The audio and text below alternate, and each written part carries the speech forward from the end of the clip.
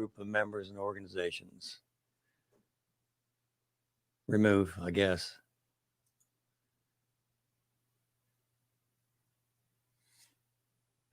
Always having fun. Go ahead and hit the red. Save changes. Good morning. Hang in there with us. We've got a show coming as soon as we hit another button. Awake thou that sleepest. Arise from the dead. Read the Bible, you'll find out that God's not too happy with what's going on around us. Redeem the time, because the days are evil. The Bible has not changed. Boldly proclaim the restoration and preservation of Christian values in America. Satan has brainwashed a whole nation. As goes the church, so goes the nation. Nobody's convicted of anything anymore. And now, here's Last Call with your host, B.J. Edwards.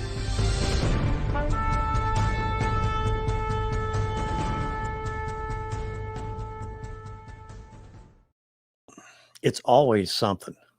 And they are definitely playing around with the technology, folks. I don't know what we're going to do. I really don't know what we're going to do, because it won't be long for all conservative speech and thought are going to be shut down.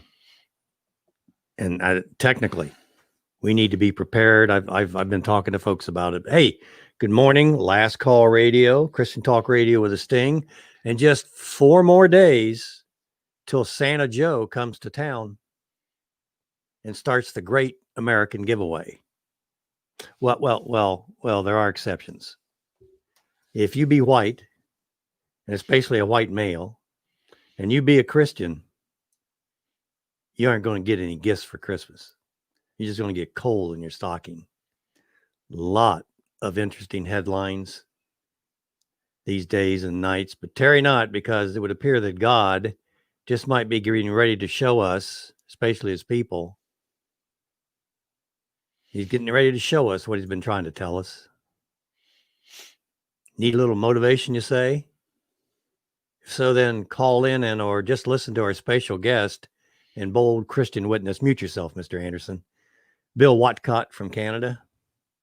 Brother Bill is living example of what we Christians are about to reap as a result of our nation's self-indulgent complacency. Again, Christian Talk Radio with a sting. And folks, we are the best kept secret in the world. You can watch via YouTube, listen on the internet, or just listen by phone. That number would be 605-475-0010. And again, if you wish to talk to our guest, if we can get it up and running this morning, that would be 614-423-4220. So bear with us. Every Saturday morning, 10 a.m. Eastern Standard Time till noon. The chessboard, it seems, is the world. The pieces are the phenomena of the universe. The rules of the game are what we call the laws of nature, which happen to correspond exactly to biblical words. The player on the other side is hidden from us. Thomas Huxley. Laws of nature and nature's God.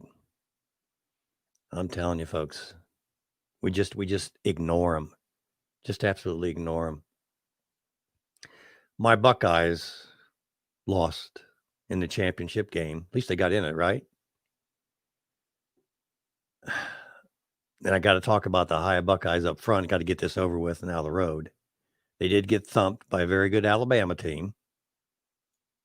I guess the very first play where the Buckeyes halfback and the hottest back in the country, Trey Sermon, went down. I should have known that my team didn't have a prayer. Did I just say that without a sermon, we didn't have a prayer? Anyway, I'm an avid OSU fan. How much so? Well, when I got married, my wife was a avid Notre Dame fan. Now, not so much. As a matter of fact, she's more of an OSU fan than I am. Seriously. And yes, we are both sad that we lost the championship game.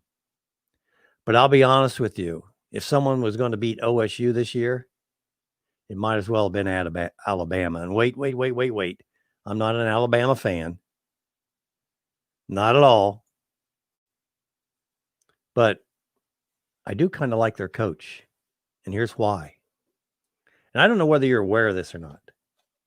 But Coach Saban did something that very few, if any, other Major League College football head coaches were willing to do.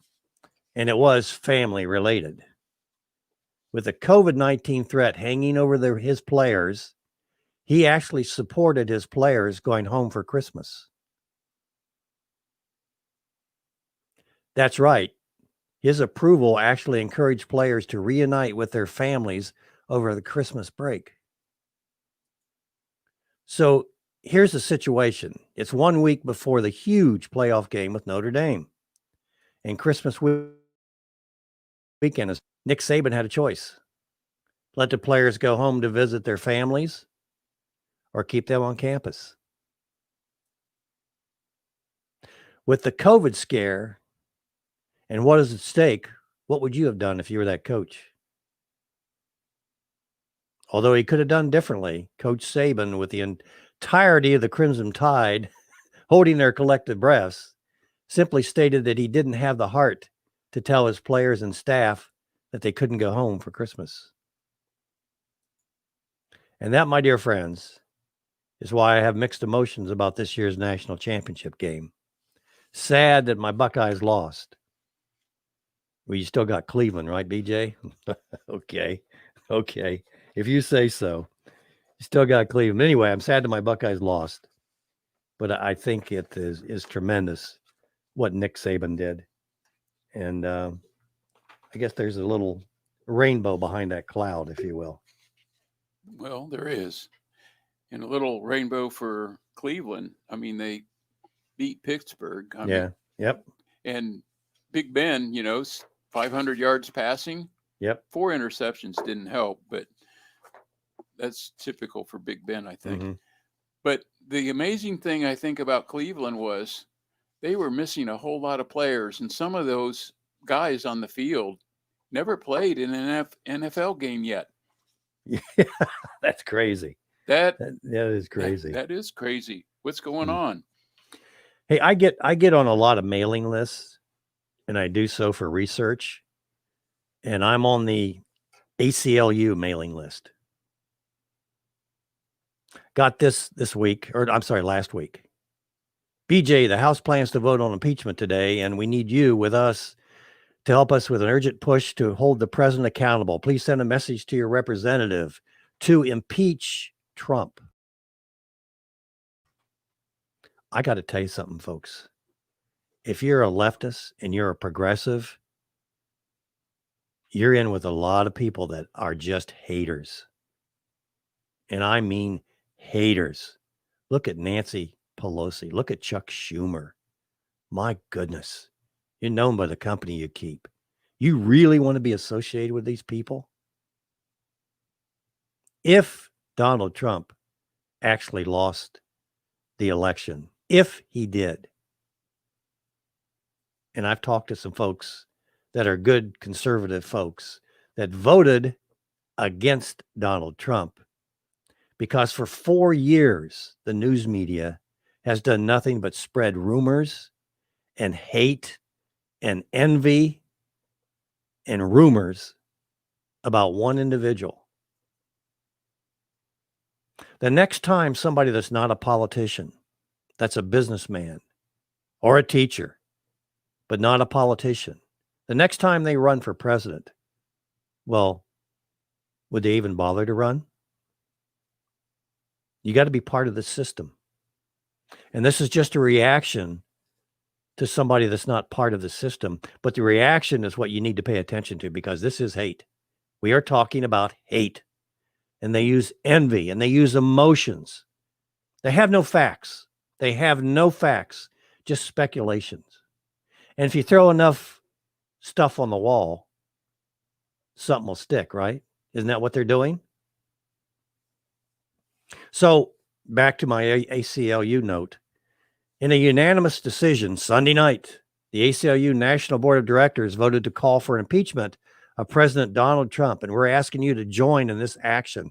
This is going out to the folks. This is going out to the folks. This is going out to the troops. Hate. Get him out of there. Make him look bad. Is this who we are? You know, they ask this question all the time. Is this really who we are? Eh?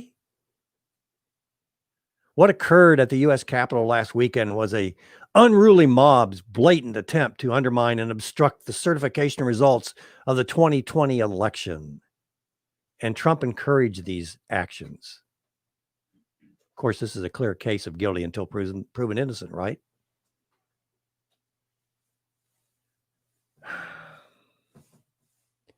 It's been 4 years of Trump's racist dog whistles leading to this moment, and now there's too much at stake for our country to ignore the reality.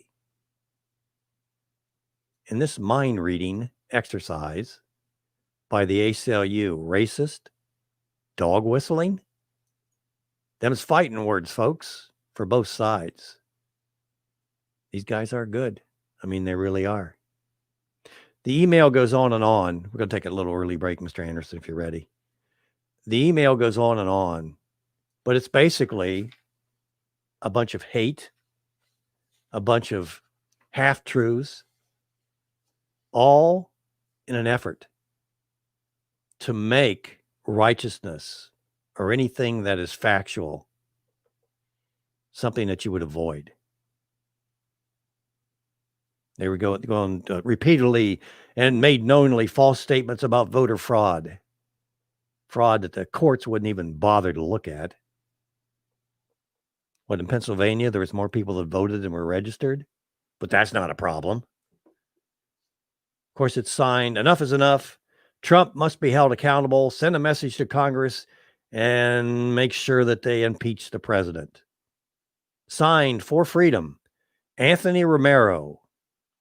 Pronouns, he, him, his. Executive Director, ACLU. That's what we're facing, folks. These are hateful people. You know, I was with in a meeting Tuesday night, and there was a Chinese immigrant who told the story about what he experienced in China. And what he talked about was killings and more killings and mass murders. How do people get to that point? They get to that point emotionally, but through what? Hate. You're going to see the seed of hate grow like it's never done before. Folks, we need to get together, and I'm going to say at the local level. B.J. Edwards along with Mr. Anderson. When we go back, we're going to be talking to our special guest, Bill Whatcott.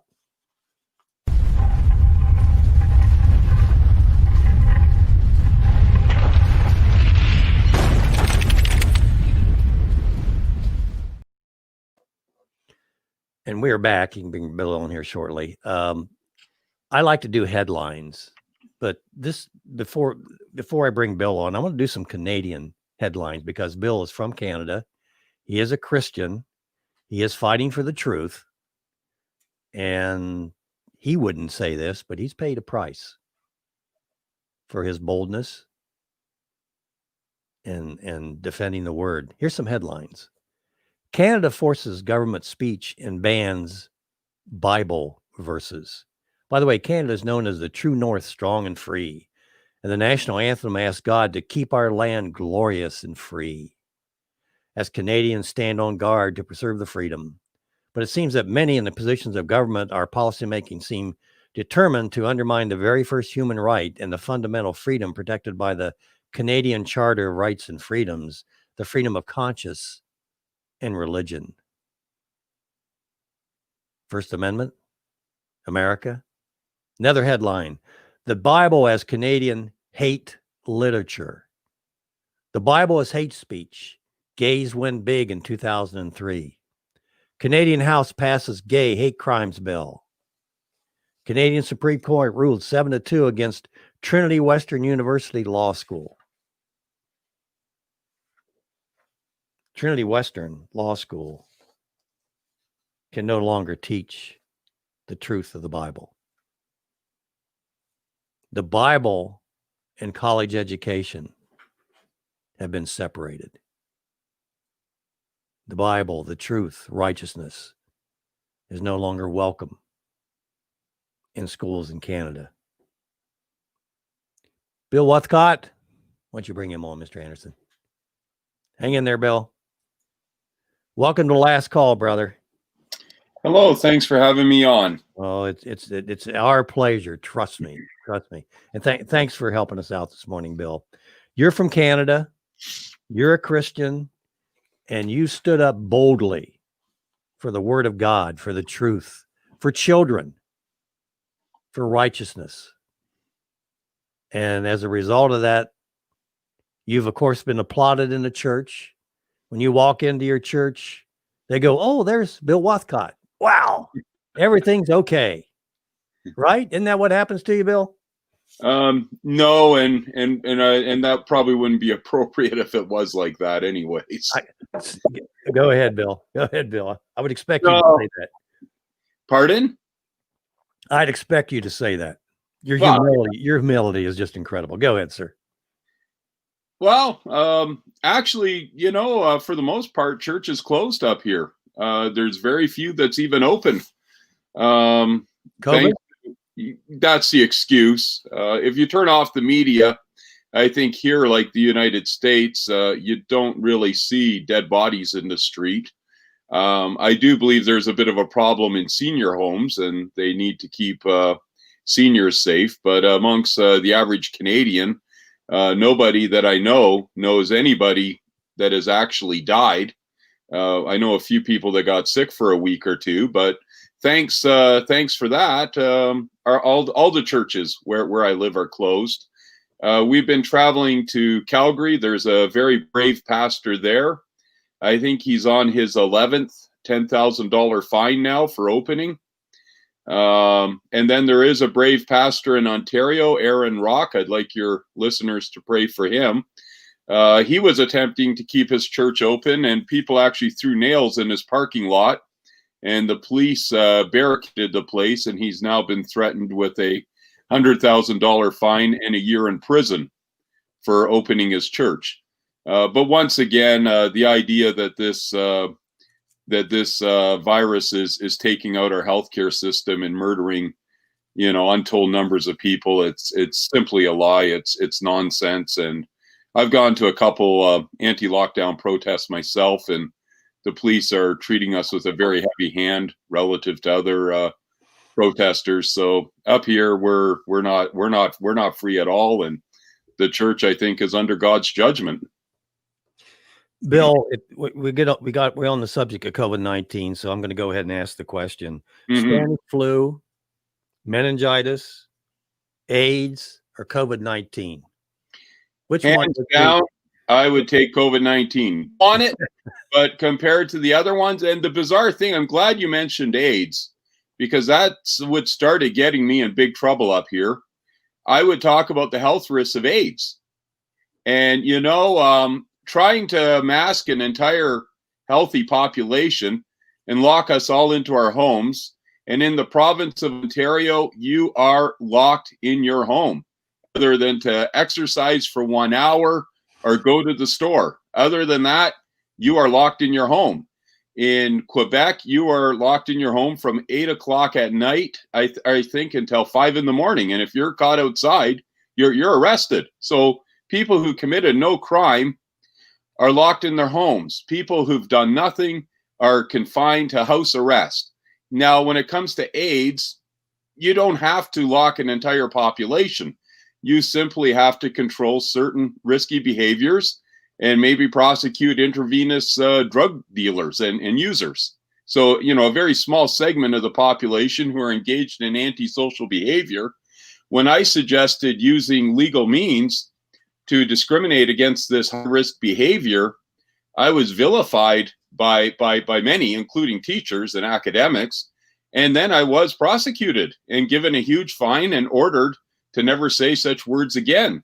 So it's kind of weird how they have no problem locking down in the United States case 340 million people, up here 37 million, but they would not look at regulating the behavior of homosexuals. And that would actually work. Like they claim up here that the mask is the answer, shutting down businesses is the answer. And yet we are a year into being locked down now, and COVID cases are rising. If you shut down bathhouses, and if you banned the promotion of sodomy in your public schools, this would not be nearly as disruptive to society at large. And sodomites could still go to work. They could still jog. They could still travel, things that they're not allowed to do now. They're locked in the house like the rest of us. You would probably substantially reduce the HIV transmission rate. And yet that controllable virus is the one virus they will do nothing to restrict civil liberties over, so-called. Bill, you're talking about lockdowns in certain places in Canada, and the president of the United States, as soon as he gets into office, is going to declare that everyone needs to wear a mask all the time for 100 days. I heard that. That's insane. And now I want my listeners to understand 100 days in-house, outside of house, it doesn't make any difference. What's going to happen to you? Think about Canada if you go outside without a mask on. Tell me what's going to happen to you. Well, it's already happened to me. I had a guy threaten to physically assault me yesterday when I walked into a Canadian Tire store. That would be kind of like a very large hardware store in the United States. Some people just hate you if you won't wear that silly muzzle. And of course, some people don't understand the science of mask wearing. I was a nurse. We had to take proper use of these surgical masks in course. They're very appropriate if you're working over a surgical incision for 20 minutes. As a nurse, if I was handing the sterilized equipment to the surgeon, it would make sense to wear that mask so I don't breathe on an open wound. If you were going into a room of a TB patient and cleaning their linen and giving them their medications, it made sense to wear that mask for a short period of time. And even then, that wasn't 100% guaranteed that I wouldn't be exposed to TB or that I wouldn't expose my immunosuppressed patient to something that I have. But to be walking around on the street with no mask doesn't make sense. There's no study anywhere that would validate that this is a proper response to flu or COVID or any other virus. This makes no sense. And, up here, I don't want to play the emperor has no clothes. So by and large, I've been resisting this mask as much as is humanly possible. I get you, and amen to that. By the way, we have good friends that went into a Subway down here in Columbus, Ohio, and refused to wear a mask. And one of the servers took a swing. I believe it. I mean, this is just insane. You mentioned for a short period of time, you've been a nurse, and 11 years. Talk to me about the difference between bacteria and a virus, or is there? Yeah, there is a difference between bacteria and a virus. Bacteria tends to be more treatable, for one thing. Viruses are very hard to kill. Antiviral medications tend to be expensive and they're difficult to produce. Mm-hmm. Bacteria can be cleared up with an antibiotic. As a nurse, that's mainly what I had to know. I guess you could catch bacteria and virus in many of the same ways, but they are different and they do different things. Okay, what I'm saying is when you're operating on a patient, bacteria is probably more of a problem than a virus. Yes. I've been out for 20 years. Okay. I would think so. Bacterial infections are more common. Like MRSA is a Mm-hmm. bacteria, and that's a lot more common. It's not likely unless you have a virus yourself and you cough on the patient that you'll transmit your virus, I guess. Okay. Of course, HIV is a virus, and that comes through blood and body fluids. Okay, good point. Direct contact. It seems to me that a virus can be caught easier, but don't actually quote me on that. Has the and we're going to get into the meat of the matter here probably after the break, but I'm in Ohio, and I called our Ohio Health Department, and I basically said to the assistant director there that I don't remember the debate about COVID-19. There's people out there that say COVID-19 doesn't even exist. Well, that's There not are people out there that say it exists everywhere and you can't escape it. And there's people who say masks don't work, and there's people who say masks are 100%.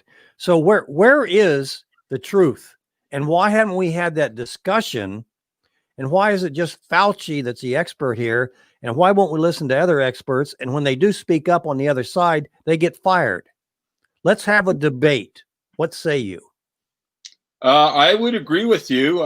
Mind you, some people probably have their minds made up, and debate and facts don't actually sway them. It would seem to me that there is no debate that COVID-19 exists.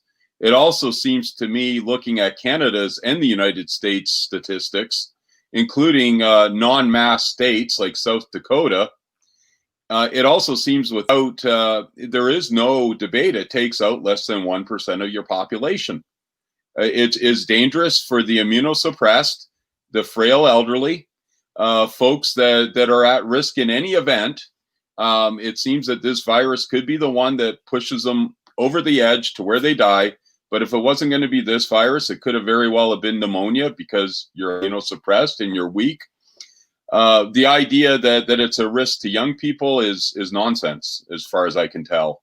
It seems that this is political, and we actually had a very fine conservative politician write an open letter to the Premier of Ontario yesterday saying the lockdown is causing more harm than good. And like you said, there was no debate. This guy's open letter was footnoted. It was researched. It was thoughtful. And rather than discuss it, the Premier said he's spreading misinformation, this politician, and he was fired. Yep. There's doctors up here that defended hydroxychloroquine. When I was a nurse, there would sometimes be debate. Now, of course, nurses don't prescribe. We don't have the authority to, unless you're a nurse practitioner. But, there would be differences of opinion on what the best course of treatment is. And you would have a respectful discussion. And you might not even, at the end of the day, agree, but you would both keep your jobs. And, the doctor who can make the decisions would make the decisions on the course that you take with care. Now, doctors who said that there is efficacy to hydroxychloroquine, I don't think they said that without evidence. You could have a debate if that's the best approach. But it wasn't even that they were fired. There's people going for their licenses, and they're literally losing their entire careers where they can't work anywhere. And that is just bizarre. That is reserved for doctors that commit abuse, or, who actually kill someone. And it seems to me that you could accidentally kill someone and your job would be in less jeopardy than if you express a contrary opinion on COVID from that's pushed by the media. Yep. Bill, we're catching mostly the right side of your face. If you can, oh dear, just your camera. Nope, the other way. There you go. There we go. Yeah. You're just as pretty on both sides. I'm a little over the hill now, I think. No. I looked pretty good when I was in my 20s. But now I'm just getting closer to Jesus.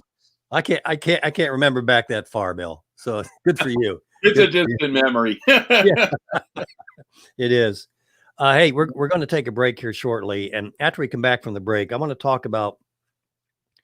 And we're speaking of Bill Whatcott from Canada, and Bill is an unapologetic Christian and doesn't mind telling the truth wherever and whenever it's necessary, which has gotten him into a little bit of trouble. That has brought his attention to the court system in Canada, and he's kind of on a journey here. And I want when we come back, I want to relay that journey a little bit. Mr. Anderson, can you take us to a quick break? Again, BJ Edwards. Faith, discussion, and so much more. Last Call with BJ Edwards.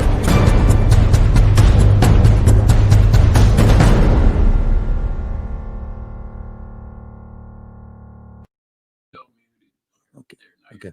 Now you're on.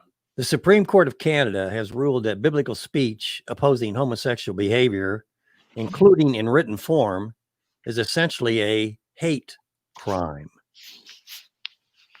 The court upheld the conviction of activist William Whatcott, who was distributing flyers regarding the Bible's prohibition against homosexuality throughout the Saskatchewan and Regina neighborhoods in 2001 and 2002. Convicted by a 7-judge panel. The Bible is clear that homosexuality is an abomination. One flyer that was found to be in violation stated. Scripture records that Sodom and Gomorrah was given over completely to homosexual perversion, as a result, destroyed by God's wrath. That was a quote from Bill Whatcott, who is our guest this morning. Bill, what in heaven's name ever possessed you to expose yourself to evil men? I guess when I was an atheist, I worked really hard for Satan and got myself into no end of trouble. And even though none of it was useful, the one thing nobody could call me was a coward.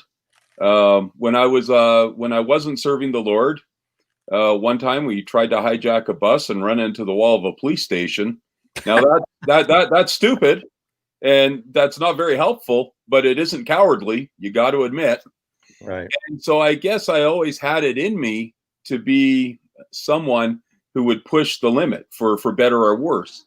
Once I got saved, I guess that zeal got channeled into much better things. And of course, I did become a nurse. I think God intended that plan. Strangely, I decided to become a nurse when I was doing 6 months in solitary confinement, talking about how people now are confined. I had to get there by hijacking a bus and then writing a death threat to a guard signed in my own blood, and then assaulting 2 inmates and setting a fire to this license plate machine. In my jail, we actually did make license plates. I think that was a common thing a long time ago. I was in one of the last correctional centers to do that in the 1980s. And that's what got me confined the way people are confined today for simply existing. When I was there, I decided to become a nurse. And of course, that's when you're a convicted felon. When you got no high school, that looks very, very unlikely. But thanks be to the Lord, I was able to get my education and become a nurse in spite of my criminal record. And that exposed me to the abortion and LGBT debate. And I followed world events. And then, of course, I had my clinical background, so I knew what the risk of virus transmissions were, whether we discuss COVID or whether we discuss HIV. And HIV is something that public health could easily suppress.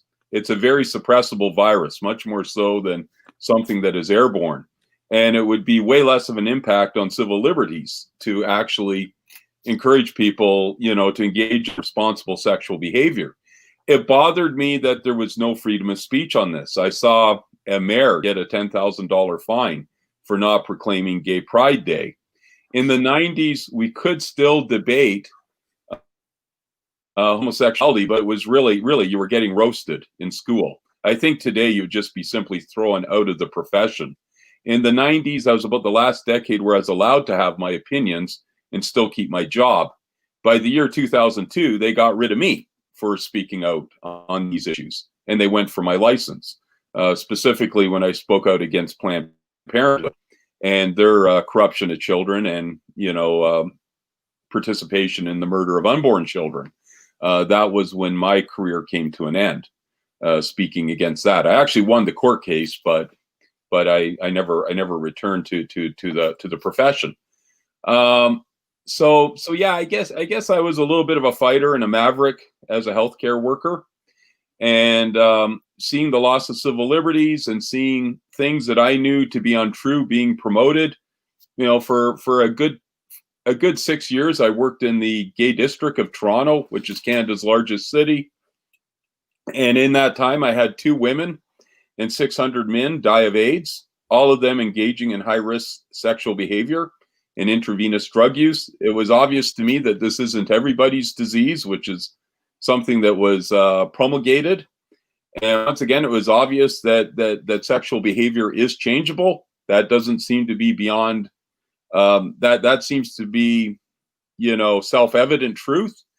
And now if you let a child know that they can refrain from homosexual behavior or change unhealthy behavior, you could actually go to prison for up to 5 years in this country.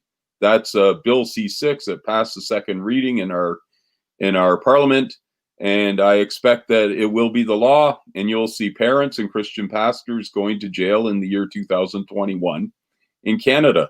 Those kinds of things concern me. So it was easier for me to speak out. I think the Lord called me to speak out.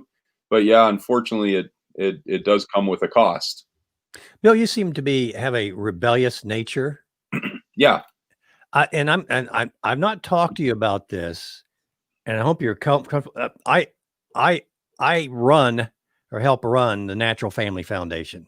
Mm-hmm. We push the idea of one man. I'm sorry, I got to say this correctly. One biologically born man and one biologically born woman in a lifelong committed monogamous relationship with their biological or adopted children.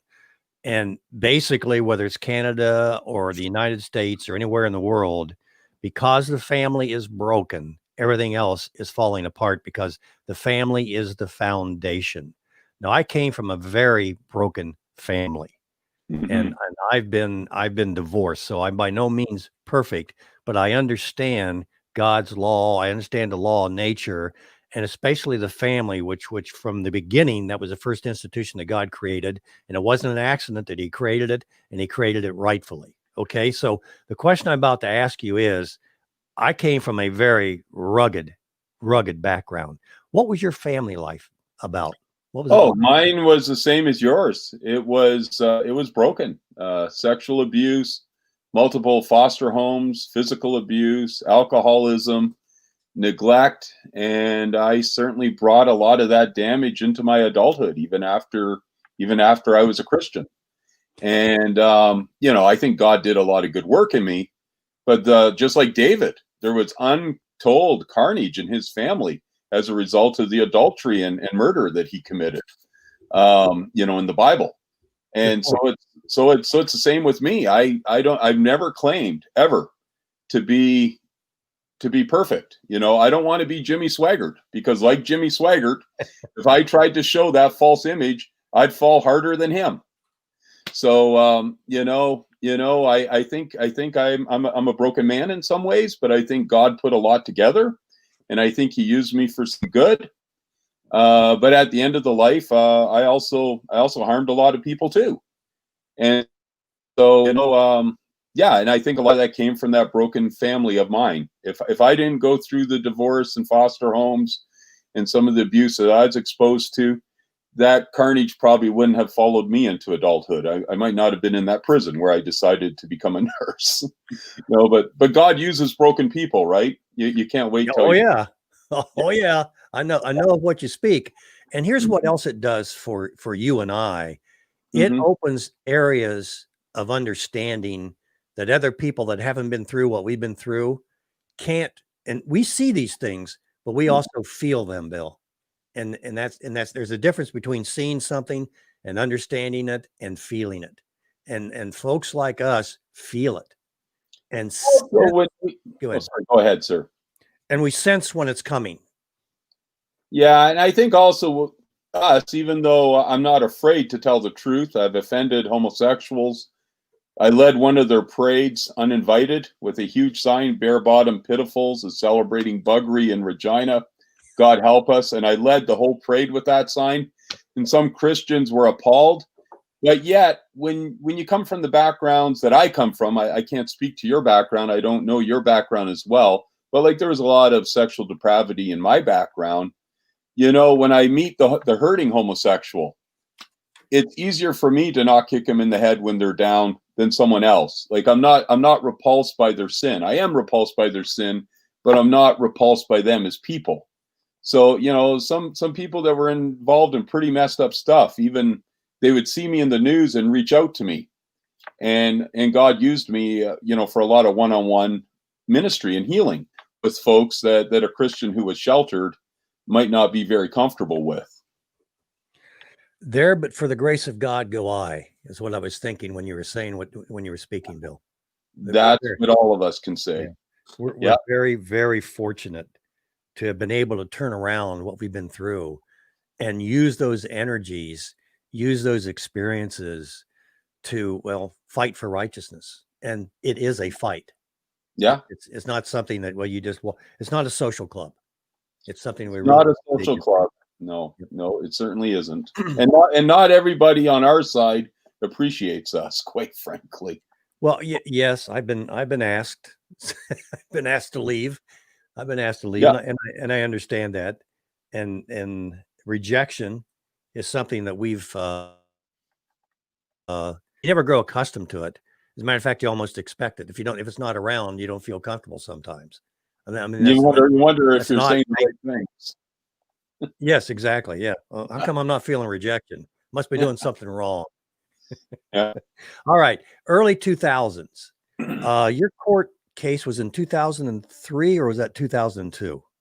Wait, I'm sorry. The Human Rights 2002. Tribunal started their prosecution in 2001, and I Okay. was convicted by the tribunal, I believe, in 2003. Okay. So it's roughly 20 years ago. This whole thing started with the court system. So that situation's done and over with, right, Bill? Yeah, it took until 2013. What happened was I put out the flyers condemning the promotion of homosexuality in public schools in 2001. The complaints took, I guess, a year and a half to wind up being resolved by the tribunal, and to no one's surprise, they found me guilty of hate speech. Then we appealed to the Court of Queen's Bench. I guess that would be like maybe a federal court in the U.S., a lower court, but it would be a real court. And they ruled against me. Then I appealed to the Saskatchewan Court of Appeals, so that might be getting to like your Ninth Circuit Court. It's getting pretty high up there. And they ruled in my favor. They said that political debate on sexual issues has to be allowed, and that freedom of speech is very important. And I was very happy. I thought that I gave my Canadian brethren, whether they wanted it or not, the gift of free speech. It was a very strong ruling that was going to be binding across the country. Not as binding as a Supreme Court ruling, but it would certainly be cited everywhere in the country. And I kind of thought my job was done because it was also a very good ruling. Even my lawyers didn't think the Human Rights Tribunal would appeal it, or if they did, that we would win. They did appeal it. And a lot of it was based on the fact that I was just like this politician who was thrown out of the Conservative Party in Canada, so-called Conservative Party. It really is Democrat light, or in Canada's case, Liberal light. I spoke the truth. There were words that people didn't like, but I had a lot of medical evidence to back up what I was saying. I was a nurse, and I did do research for my flyers, even though I used a little bit of colorful and vitriolic language. My actual stats were fairly unassailable. But the Supreme Court of Canada in 2013 ruled explicitly, unambiguously, that truth is not a defense. They said truthful statements could be censored if those truthful statements are being used to promote hate speech. And then they decided that I promoted hate speech. It seemed to me that their reasoning was flawed. In fact, they didn't even seem reasonable. It was a horrible ruling. That ruling against me is interestingly the rules that they're citing in my current criminal and human rights cases. Well, so wait a minute. You're not out of court yet. Oh, heck no. I might be going to jail for 18 months in October. And one of the cases they cite is Whatcott versus the Saskatchewan Human Rights Commission. That case way back 20 years ago. And also, I have an outstanding $55,000 fine. Tragically, there, I had a lawyer who I raised a little bit of money for, I think about $5,000. And for some reason, he could not get my appeals in for 2 years. And that case is almost into default, and I can't find a Christian lawyer. So that case started in 2017, where I called a biological male a male and said God didn't want you to vote for him. He was actually running for the new Democratic Party, which would sort of be the Ocasio-Cortez wing of the Democrats, very far left, communists, in fact. Extremists. They really are extremists. And this guy, his name is Morgaine Auger. He was born Ronan Auger, and then he picked a female name for himself, and he became the vice president of the NDP. So politically, he was a connected and somewhat influential individual in his own right. He was getting all kinds of awards for his transgender activism. He left his wife at age 44 when he discovered he was a woman. He bilked a native band out of $100,000 of rent and bilked his ex-wife out of $100,000 that he was supposed to pay the native band, but took from her and kept for himself. He really is a slime. But anyways, that guy was running downtown Vancouver, a very important seat, and I put out flyers saying he's a biological male, which he is. He fathered kids. There was actually a media report calling him a dad from a few years back, before he started cross-dressing. And bringing that to the Human Rights Tribunal didn't matter. They cited Whatcott, my case, from the Supreme Court, and they convicted me and fined me $55,000 for telling people that you shouldn't vote for him. They said that was discriminatory. Of course, elections, you always discriminate. How can you not discriminate? When you vote, you're discriminating in favor of someone and against someone by not voting for them. And imagine a candidate lying about their opponent. That's hard to imagine, isn't it? Imagine a candidate lying about their opponent. That's hard to imagine, isn't it? Yeah, and I didn't even lie. I said he was a male. I had the facts on my side. And, hey, Bill, we're gonna have to take a quick break. When we come back, we'll continue. And the one question I want to ask you when we come back, Bill, is what message do you have for Americans? This is BJ Edwards, along with Mr. Anderson. You're listening to Your Last Call and our special guest, Bill Whatcott from Canada, Northern Exposure.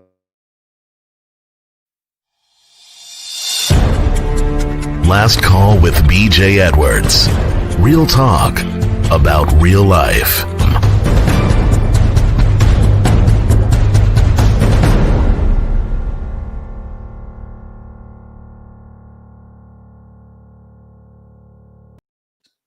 Okay, we are back.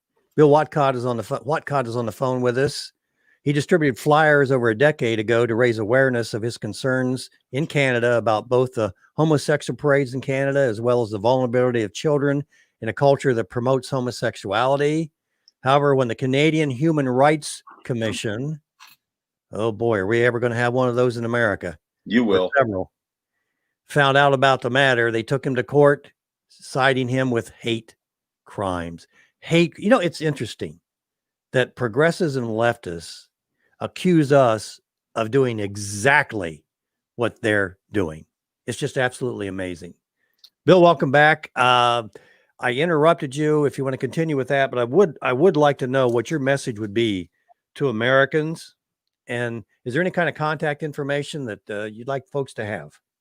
Yeah, you can find me, Bill Whatcott, on Gab. And I also have an account on Parler. Unfortunately, I think Parler is still inaccessible. Gab is a little difficult to reach sometimes, it seems, because of the amount of people, and there might be some platforming issues there. I'm sure Silicon Valley would like to get rid of them. But Gab and Parler, and otherwise you can call me directly. My phone number is 365-336-7346, or my email, which is very easy, Bill Whatcott, one word, BILLWHATCOTT @gmail.com. And if you send me an email and request to be added to my list, I typically send out about one email a month. I really try not to spam people up, but you can get the odd email to find out about my court cases and how they're progressing and some of my thoughts. I think the last email I sent out was at New Year's, kind of giving a rendition on the year that was for my activism and my thoughts on where we're going here in the West in terms of our freedom. Yeah. Do you have a I'm sorry, what am I? You have a Facebook page or anything else like that? No, the Facebook I got sick of. I think that's enemy territory, and they win. They data mine you. And then if you get too big, I was administrating a couple groups, they would just shut you down for no reason. And they would let you build up again because they didn't want you going elsewhere.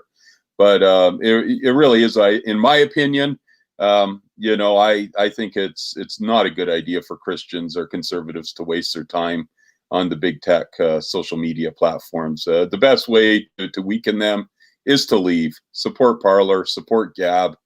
Even though it's a little hard to get these things going, if we all show up there, they can become vibrant communities. Yeah, I'm on MeWe. Oh, I'm on MeWe too. I seldom check it out, but you can find me on MeWe. Yeah, a lot of folks seem to be transferring over there. Yeah. No. I think Facebook's a sewer. You have a web page. Well, it's interesting because 5 days before the election, I had 2 Facebook pages. Mr. Anderson had a couple Facebook pages, and they took them down.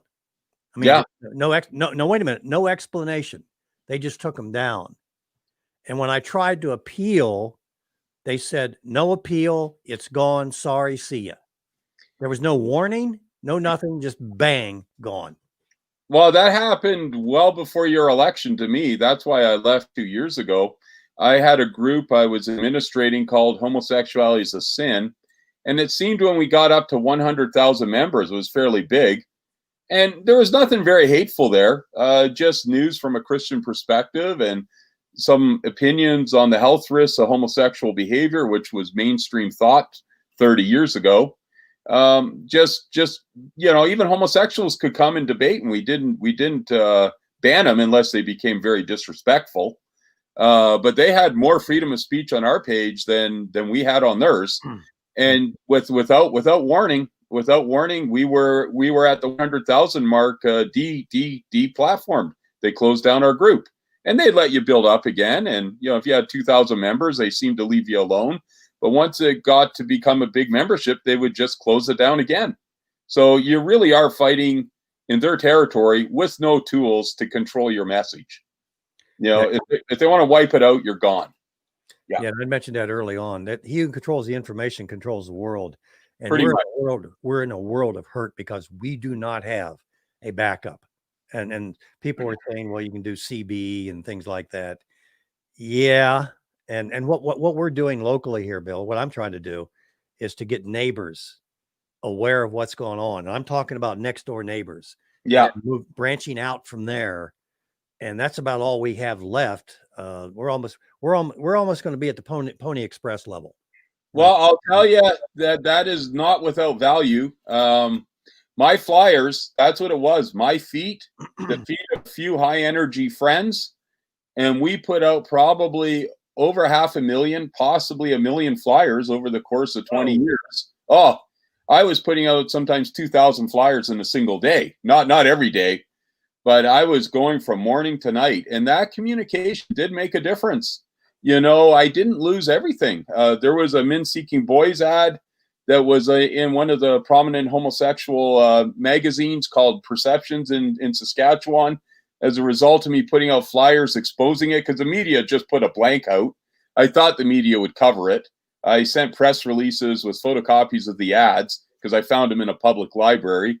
Men Seeking Boys for exchanging videos, pics, and more. Age, race, not so important. It was pretty clear what the ads were getting at. None of the media would cover it. The police wouldn't touch it because it was a prominent government-approved homosexual activist running this magazine. The magazine was getting government grants, in fact. And, me putting out flyers in Regina and Saskatoon on it, it resulted in me being convicted of a human rights, crime. They said that I committed hate speech by exposing these ads. In fact, I actually got acquitted years later on it, but I was initially convicted.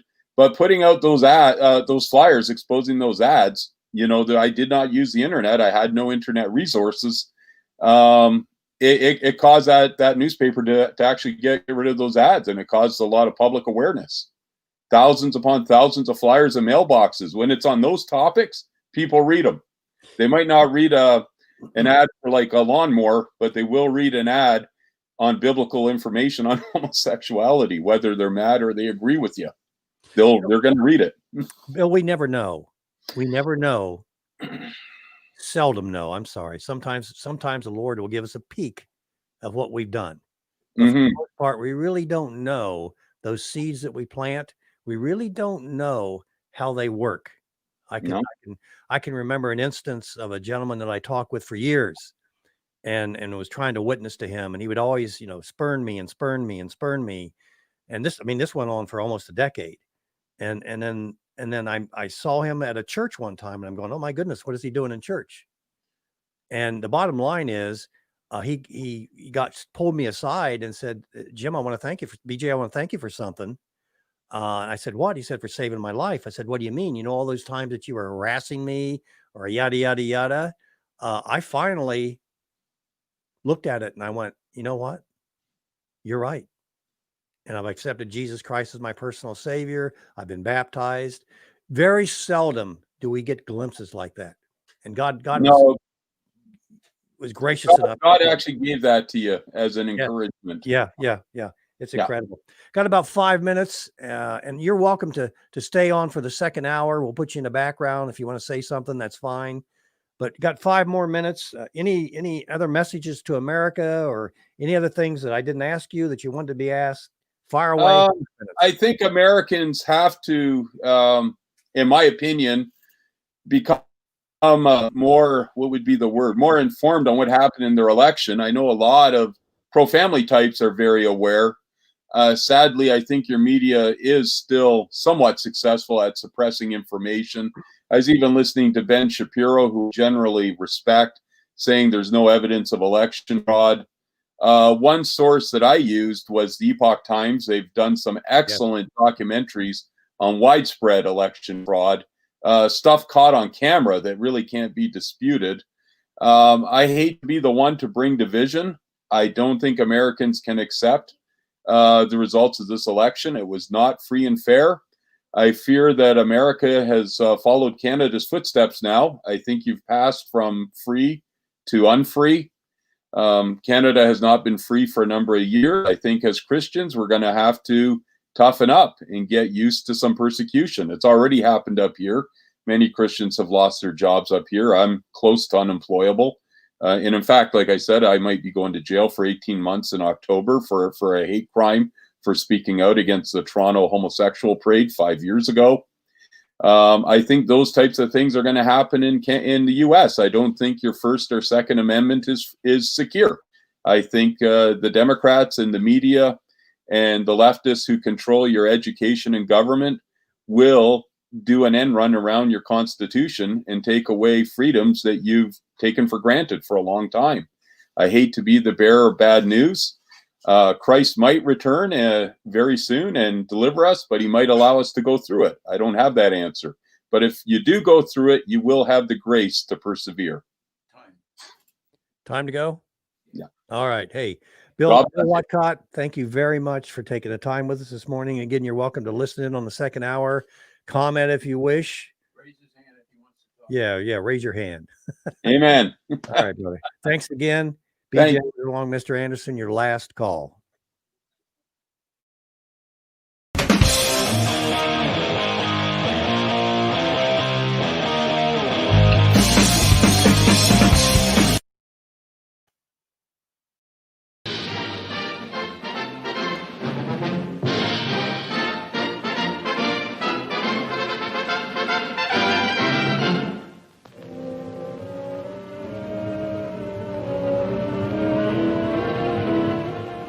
In Washington, D.C., ruthless, fanatic violence erupted in the halls of Congress.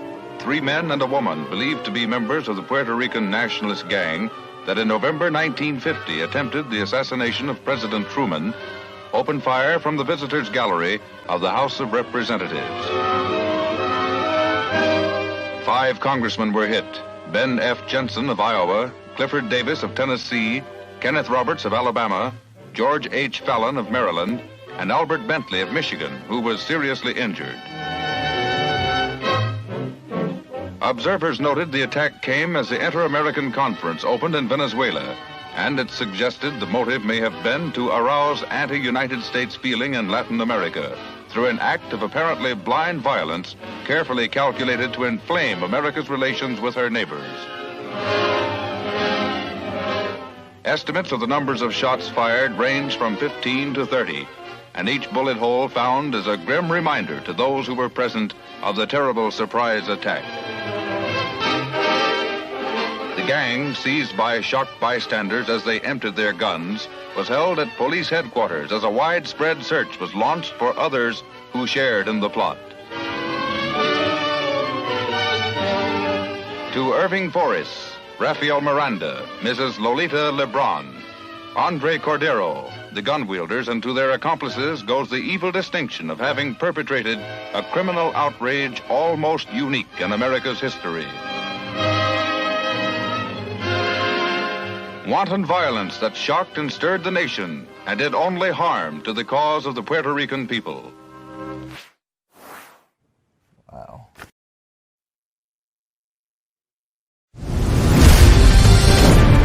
Keeping you informed. This is Last Call with BJ Edwards.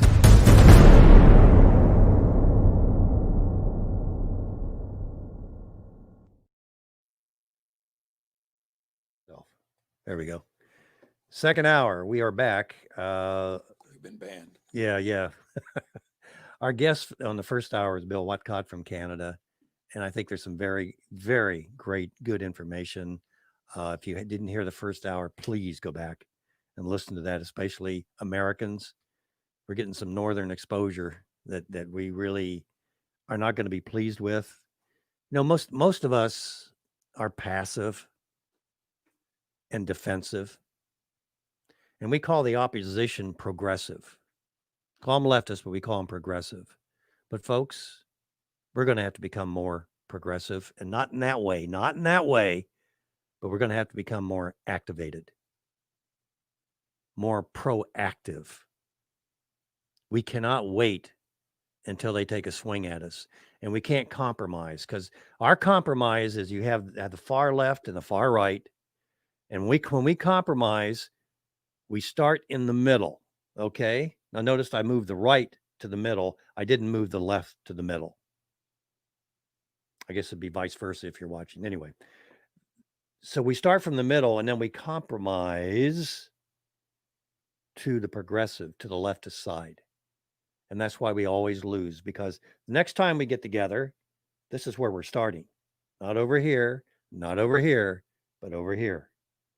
And then we compromise to here until we're almost to the point where there is going to be no more freedoms, no more liberties. I was talking to a good friend of mine, an immigrant from a Eastern European communist country. And I was speaking with him last night, and he just point blank said to me, "You are now a communist country. January 20th, it'll be official." What does that mean? We're going to be ruled by haters. They're going to use envy. They're going to use slander to get their way. And that anger and that hate will grow and grow and grow. And you wonder how Pol Pot and other, like in other nations, why all the murders? How could people do that to one another? Hate is a powerful force. And if you water it, and if you allow it to grow, it will overcome your garden. And the garden in this case would be the United States. Let's go to some headlines. Maybe give you a little example of what we might be facing. Senate leader Mitch McConnell, other GOP leaders support Democrat impeachment efforts. I don't think that happened. Joe Biden doubles down, pledges to defeat the NRA. There goes your guns. Snapchat permanently bans Trump account. Hillary Clinton impeaching Trump, not enough to remove white supremacy from America. You hear that out there, Whitey? Conservative Christians, they're coming after us. They're coming after us. They're going to shut us up, and then they're going to lock us up. Planned Parenthood opposes bill that protects babies that survive abortion. Killing. We're already doing it by the millions. Pelosi breaks own rules, refers to herself as wife and mother on House floor. Airbnb to ban people linked with violent activities ahead of inauguration. Wonder what they consider violent activities. Congressman Smallwell still on House Intelligence Committee. Bill could tell us about violent activities. Yeah. Project Veritas, PBS counsel says Trump supporters' children should be taken, put in re-education camps. United Nations congratulating itself on the approval of abortion in Argentina. Miami doctor dies after taking Pfizer coronavirus vaccine. CDC launches investigation. Wait, what? Wasn't the investigation done already? Wasn't that what the trials were about? I believe it was called medical research and development into a vaccine. Here's one that I like, but there's not enough of it. Idaho internet provider blocks Facebook and Twitter.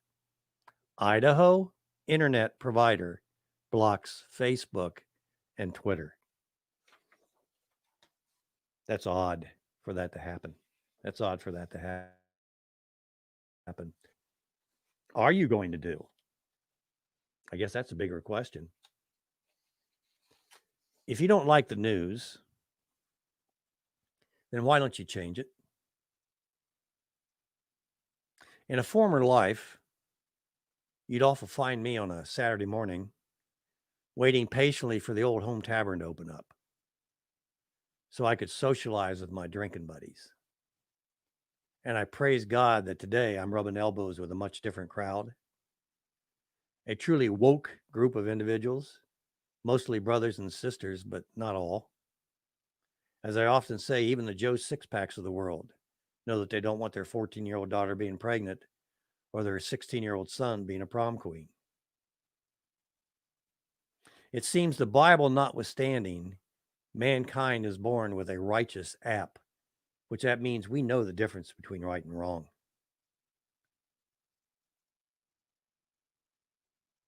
We naturally seem to know when we're naughty and when we're nice. I had to get that natural thing in there, by the way. Anyway, I spend a lot of time on conference calls and yes, even in-person meetings with groups of folks talking about the times, be it COVID-19 or the stolen election. The conversations are always informative and definitely spirited. But here's our problem. We get it, but we don't know how to fix it. We get it, but we don't know how to fix it. Which is the one thing that just drives me crazy. And has ever since I got bit by the righteous bug some 30 plus years ago. We all seem to be crackerjack diagnosticians, but we don't seem to have a clue as to how, let alone where, to operate on our patient. Then, and in our frustration, it seems that we become barking dogs in a parade. And the longer it goes, the louder we bark. Yak, yak, bark, bark. We can all point out 1,000 subsets that are wrong. Taxes, abortion, sodomy run amok, or the newest and latest and greatest that you hear in our weekly last call headline report. But the point here is that we all seem to have a doctorate in diagnosing problems and causes, but are a total loss as to what to do to save the patient. Then to top it off, instead of personally trying to resolve these issues, we seem to have gravitated to a hope in the supernatural, events from spirits in the sky. This is a spiritual war. It is, yes, but there are physical manifestations that you have to deal with, which are opportunities, by the way. What you're seeing on January 20th is an opportunity, a stark opportunity to do something. Believing that somehow a parting of the Red Sea is about to occur. Hey, did you hear that President Trump is about to take down Biden and Clinton? Pelosi and other deep staters on January 20th? Otherwise, why all the military movement? It just has to mean something. Yada, yada, yada, yada. The latest from Mike Adams, the nature guy, is that Biden will be arrested and America saved, which would definitely be a miracle from God. What are the odds of that happening? Don't we have to do something? Is God going to suspend the spiritual laws of nature on our behalf because we enjoy our relaxation and our American richness?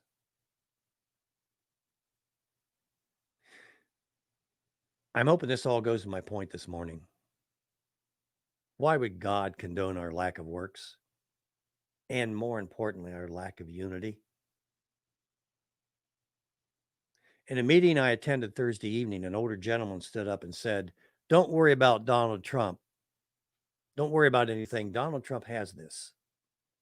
God did not put him in place and then change his mind. And Donald Trump hasn't changed his mind." To wit, I say, I hope and pray that this gentleman is correct, but can't help but question why God would bother to break his own laws of nature. Yeah, there goes old BJ. Behind every rainbow, there's a cloud, right? But what if I'm right? Then what?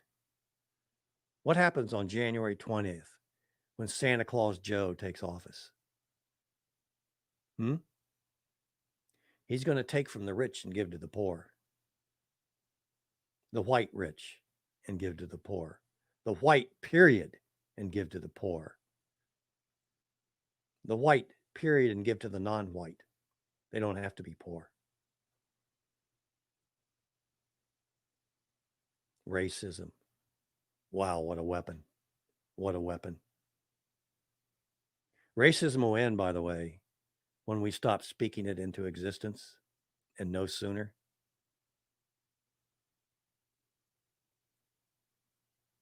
Maybe, like COVID, we're talking about 1 or 2% of the population.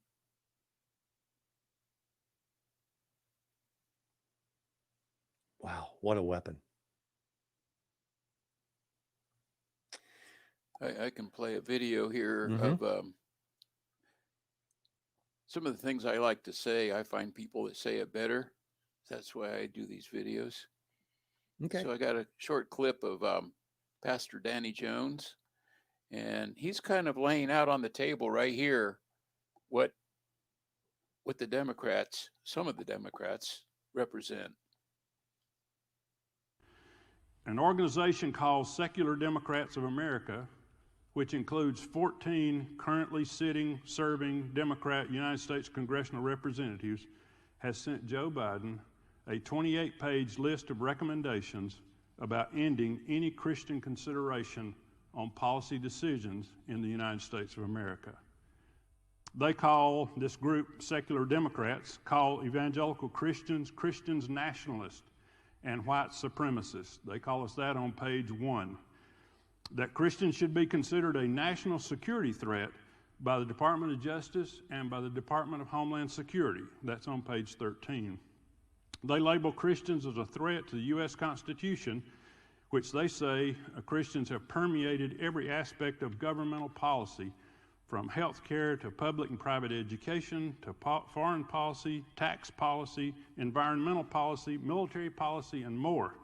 Of course, I was kind of shocked. I didn't know we had that much influence. I'm excited to know that Christians wield in that big of an authority there, but anyhow, that's how they describe us. They state that Christian influence on President Trump is the reason that America has not already solved the COVID-19 pandemic and the climate change crisis. They want to repeal the Religious Freedom Restoration Act. For those of you who may not know what that is, that's an act that attempts to restore our First Amendment right to free exercise of our religion. As you read the document, though, you find out they're still upset that the Little Sisters of the Poor, some Catholic nuns, were allowed to opt out of Obamacare because they did not want to provide insurance for contraceptives. Well, why should they? And they're still mad that a Christian cake maker was not forced by the government to make a cake for a gay wedding. And so that's what that's all about, is they want to repeal that Religious Freedom Restoration Act so that they can pretty much do with religion whatever they want to. There's also a call for Biden to end government tax breaks and exemptions to churches that use their beliefs to discriminate against such things as abortion, atheism, socialism, secularism, homosexuality, and transgenderism. They also want to defund crisis pregnancy centers and also abstinence-only sex education programs, which are mostly run by Christians. Meanwhile, they want to fully fund secular LGBTQ sex education and also abortion providers like Planned Parenthood. They want to enforce secular scientific curriculum in all the schools. That's also known as evolution. And they want to make sure that none of the public schools are offering any courses on creationism. They want to remove all restrictions on fetal tissue and stem cell research. They think the government should be able to use any and all abortion byproducts for any kind of research that they can think of. Right now, apparently, Christians are the only ones standing in the way of that happening. They want to defund Christian adoption and foster care agencies because they discriminate based on biblical morality. Also, they want to be withholding federal funds from any faith-based organization, including churches, that discriminates against its employees or program beneficiaries on the basis of religion. Well, that pretty well puts us all out of business, because most time Baptist churches want people that believe Baptist doctrine. Methodist churches want people that believe Methodist doctrine. That's kind of why you're a church, is because of your beliefs. But they said they don't want any connection to the government with any of these people who actually act out what they believe. They want to reverse the Paycheck Protection Program funding, where President Trump allowed faith-based organizations to be considered small businesses. That's going to be very interesting. I think in that sermon I preached on 419, that's one of the reasons our church has not accepted any of that Paycheck Protection Program, is because I said it's only as good as the current president. And the next president can reverse all that, and who knows, they may even try to claw back those funds. That will be a fun drill if they choose to do that. This secular Democrats of America also want to enforce the Johnson Amendment, which Trump ignored, that prohibits churches from speaking out about political issues. Well, I think churches ought to speak out about political issues. We are citizens, after all, and we are supposed to be salt and light to the culture in which we live. Also, Trump said, if you'll remember, churches are essential. Well, these Democrats, secular Democrats of America, say churches are not essential, and they want Biden to make all gatherings, including churches, to be locked down until COVID is eradicated. The federal government should pressure states to repeal non-medical exemptions on vaccines, including religious exemptions, make vaccination mandatory for all children, regardless of them or their parents' beliefs, in schools, and also including daycare centers. They want to remove the motto, "In God We Trust." There's a lot of coinage out there that has that on there, so apparently they're to go to great lengths to remove any vestiges of Christianity, but they want to remove our motto, "In God We Trust," and instead use a pluribus unum, which is Latin for out of many one. They're encouraging politicians to avoid using terms in their speeches like God and country. They are promoting non-theistic and humanistic chaplains in the military. They don't believe that Christians or any other sect should have chaplains in our military service. I'm sure when our boys are dying on the battlefield, they want an atheist coming over speaking words to them. They want to remove all religious symbols from government property. I wonder if that includes all the crosses in our cemeteries, our national cemeteries, where a bunch of Christians have laid down their lives in order for these jokers to have the freedom that they have to say that we shouldn't be able to do that. They want to require all government employees to separate their personal religious beliefs from their works. You're not allowed to proselyte or promote your religious dogma while you're at work. However, these atheists are allowed to promote their irreligious dogma, and so it's kind of odd that they were making a point about that. And that's nowhere near the end of the list, but that's as much as I will bore you with tonight. They also have a list of some 50 of President Trump's executive orders, which they believe offer some kind of protection or benefit for Christians, and they want Joe Biden to reverse all those executive orders immediately.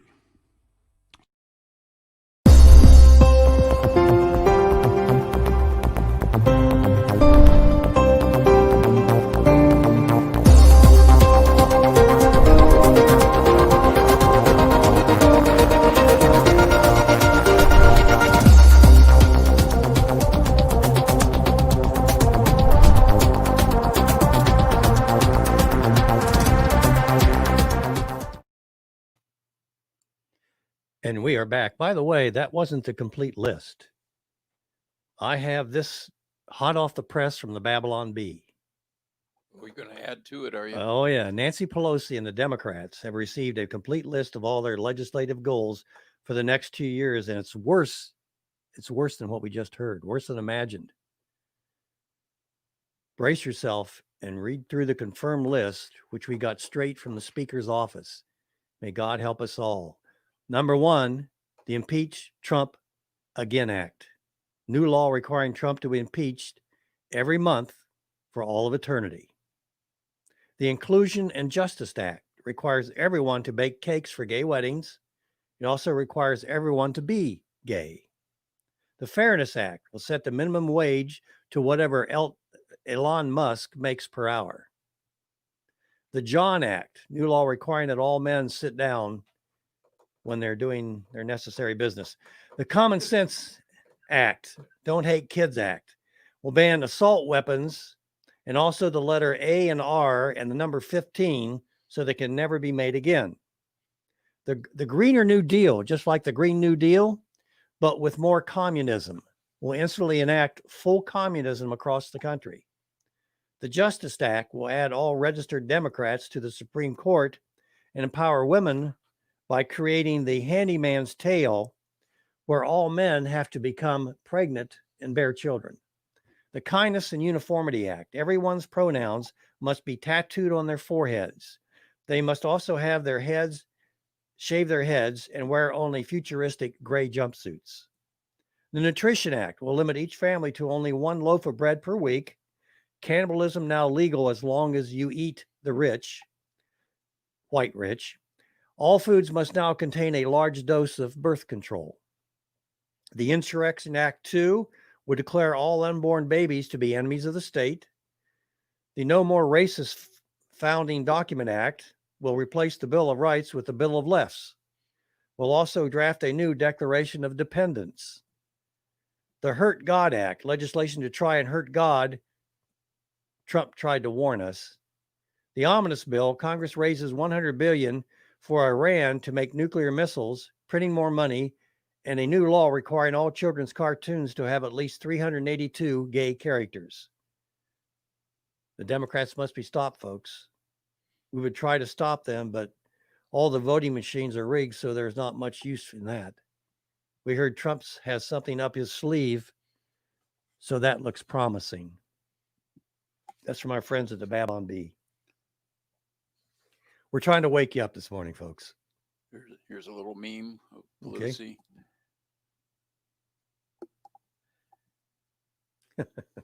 Nancy Pelosi accuses Trump supporters of choosing their whiteness over democracy.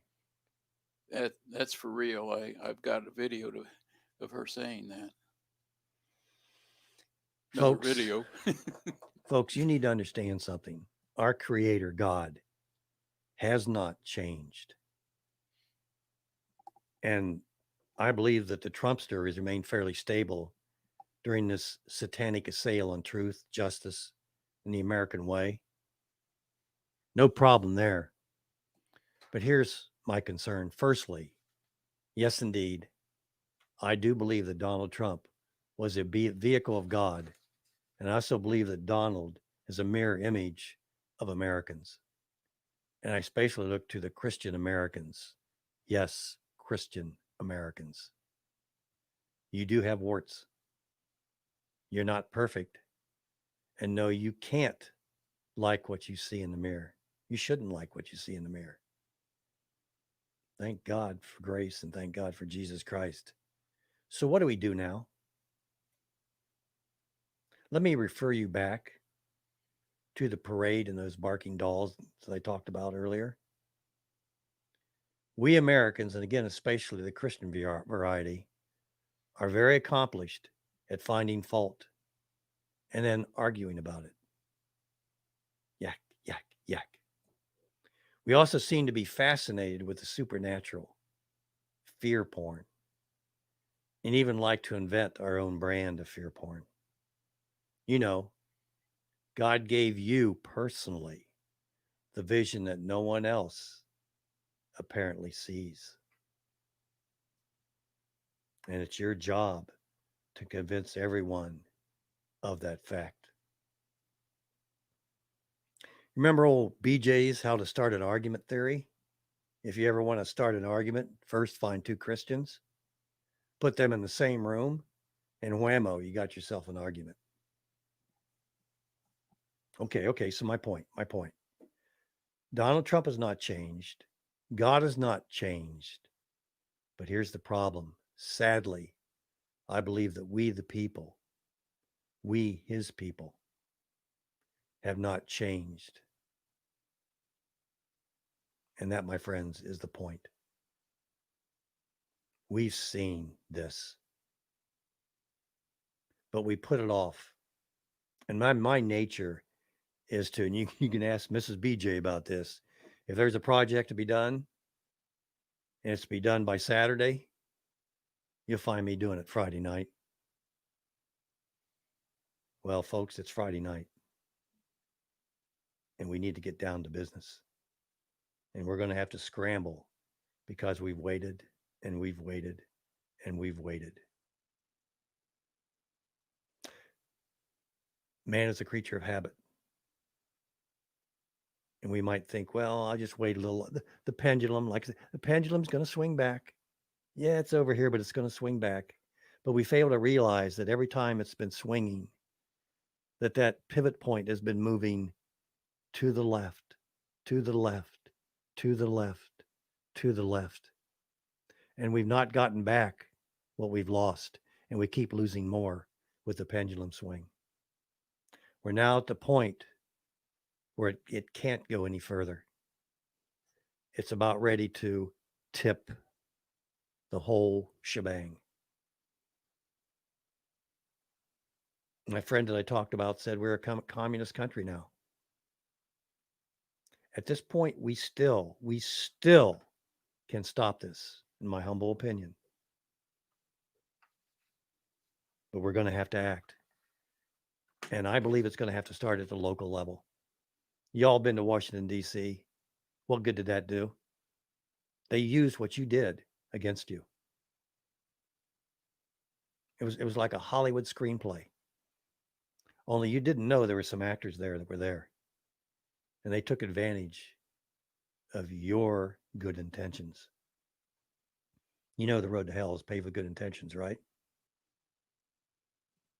Look, at my spidey senses are telling me that the beginning of our education is about to commence. God is tired of telling us. He now, at our bequest, is going to show us. And when he shows us, it's going to be painful. Your job, should you decide to accept it, is to decide how painful you're going to let that be. You can start now, or you can wait till Saturday morning when the test actually occurs. I don't know how much time we have, but I do believe we still have time. And the further this goes, the longer we allow people to take our freedoms and liberties away from us, be it through COVID, be it through taxes, be it through the suppression of our civil rights. The longer we let that go, the worse it gets. Corporations taking over. Mm-hmm. The more power you give to government, the less decisions you get to make. The more money you give to government, the less decisions you can make. And how many times in history has the government given back that power? How many times in history has it been taken back? And to the degree that we allow it to be taken from us is the degree and the hardships we're going to have to go through to get it back. Again, we're saying start through your neighborhoods. Start through your neighborhoods. Wow. 100 days wearing a mask, or is it 100 days? Yeah. Or 100 months or 100 years? What is it? 100. 100-day start. It's, like it's only going to be 15 days or it's only going to be 30 days with a mask, right? Until we get things under control. Isn't that how that started? Something like that. Yeah. I was watching Jesse Lee yesterday for a little bit. Jesse Lee Peterson. Yes. And he had a caller on his show, and she was asking questions about she has a Chinese boyfriend, and he's feeling bad because he's Chinese and walks around and people look at him like, well, you're the problem, like he has the disease and brought it. He's American born. He's actually, but he has, as Jesse said, he has those eyes. Yeah. But Jesse's a trip, folks. He is a trip. Anyway, the information came up that China has been wearing masks for years. Mm-hmm. Yes, they have. And so his habit is walking around. He doesn't think anything about it. But even before all of this, he was walking around with mask on, and people were looking at him kind of weird. Now it's reversed. Before he was wearing a mask and it was abnormal. Now you're not wearing a mask and that's abnormal. The culture is changing. I guess I'm bringing that up because I'm highly concerned that we're going to be what you were brought up earlier in the program, walking around in mask.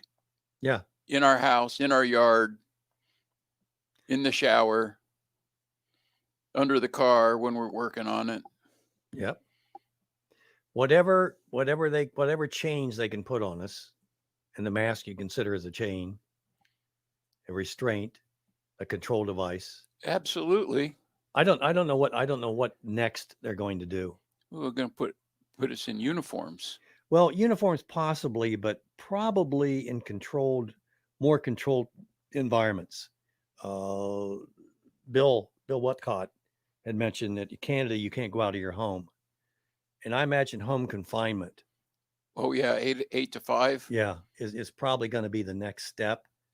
The mask didn't really work, and maybe they're going to have some government worker come over and make sure that you're wearing the mask properly, or maybe we're going to install a camera in your home, or in your cars, or on your phone, or all the above.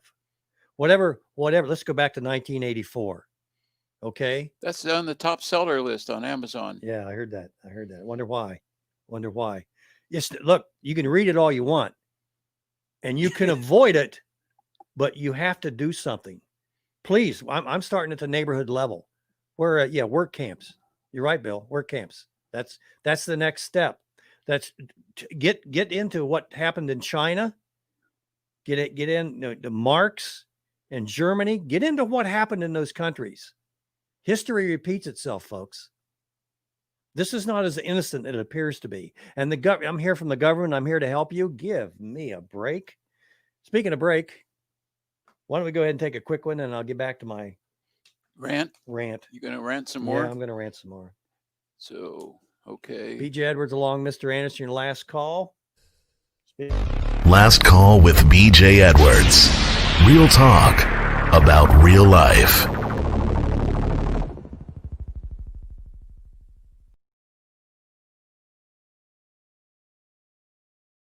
254-220. What?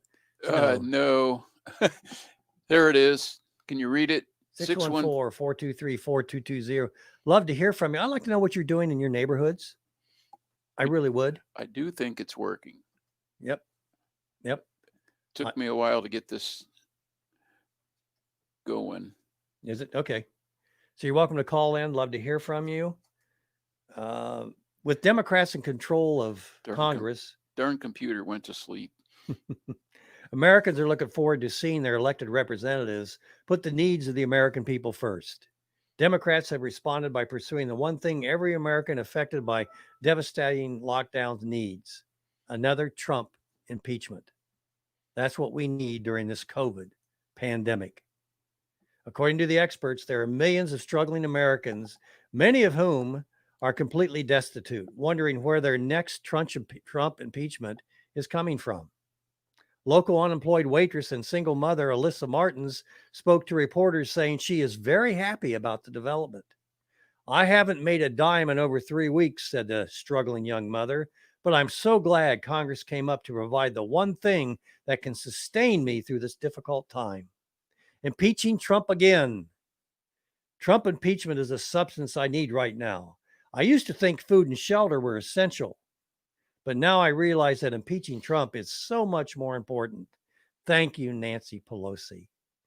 Democrats in Congress have announced many more crowd-pleasing impeachments of Trump in the future, sources close to Nancy Pelosi say.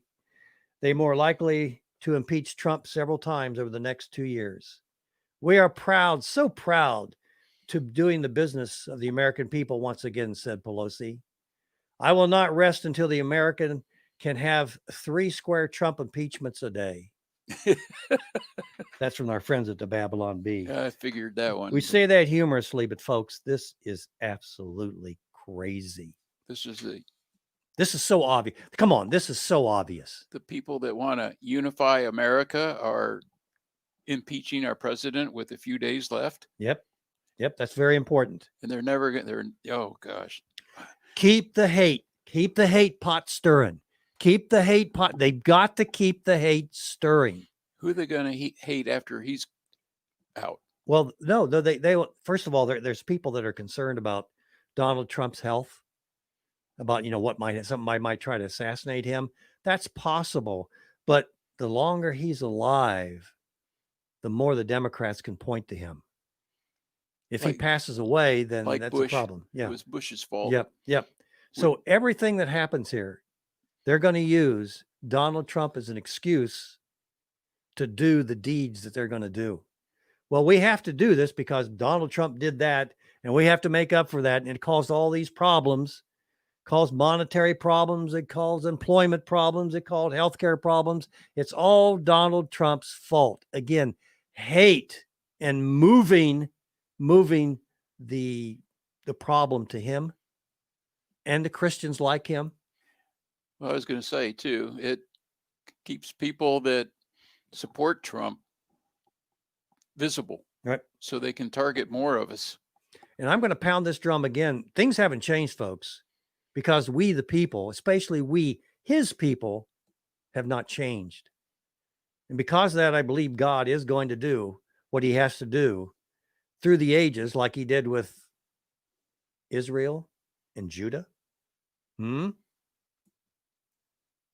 Sodom and Gomorrah. I wish I had a clip of all the things that Trump has actually accomplished. God is now going to show us what he has lovingly and patiently tried to tell us. Again, pain, you see, is the great learning panacea. I know it changed my life. God and I would have these private discussions, and he would give me information, and I refused to listen. So he put a little pain in my life. And then he'd say, well, BJ, did that help? And I'm going, I don't think so. You're going to have to try a little harder. He did. And he did. And I finally got the point. I hope to God that you all ain't as stubborn as I was. I just really do. I think we all go through some suffering to change our direction. Yep. I hope I'm wrong. I really do. But I don't see any way out of this other than the pain. I mean, what's going to become of us? Go ahead. Well, it should just be obvious at this point. I mean, look how they turned the event at the Capitol building around. I'm sorry, but I am totally convinced that that was intended by the left to trap the Trump supporters. And they drew them in. They drew them in. And yeah, I mean, there were Trump supporters in there, but it was like, well, the door's open, and look, they're all going in. They're inviting us, or they're walking in like tourists. Come on over. Come on over. Come on in. Everything's fine. Come on. There's no resistance. Boom. And there had to be some bad things to happen, because there had to be. Yep. They had to have something for the news to get a hold of, to paint everybody as a white supremacist, nationalist, bigot, evil person. And please don't misunderstand this. Please don't misunderstand this and take it the wrong way, especially you Christians. But that great chess player, Donald Trump, who called these people into Washington. And by the way, you that went to Washington, why did you go there? To support the president. Yeah. But why else? What reason did you go to Washington, D.C.? To take the time off and go to the expense and go through the possible, somebody might do something to you and get into the crowds. Why did you do that? Why did the president summons you? And now what? I mean, we had 4 great gentlemen that were in Washington, D.C. on our program last week. And you ought to listen to that if you get a chance. And please subscribe to our YouTube channel, okay? For however long we're on it. This may be our last show, but it'll be nice to have more subscribers just for the heck of it. Maybe some were our friends that yep. aren't right now. I don't know, but there was some good for that. I agree. Sometimes, just getting together and witnessing and being and being able to encourage one another, and be able to stand up for. You see more people, for real, are with you. They agree with you, and it's good for association. I don't get me wrong on that. It's good. They got together, and most of them weren't wearing masks, and I really enjoyed seeing that. But you were used. You were absolutely positively used, and I'm hoping that in balance we've got some other positive things out of it. And I'm sure there's some things that I don't know about, and I'd like to hear about them coming from that. But please, I'm getting back to the point of that great chess player, Donald Trump. Always one move ahead of everybody else. I think he missed it there. Yep. I do. I feel bad for that. Mr. Anson, what's going to happen to us Christians? I mean, that we claim to be saved, that we're waiting for the rapture bus. Well, I'm saved. But I'm not waiting on a bus. Is there hope? That doesn't mean that I'm going to jump off a bridge either. It's a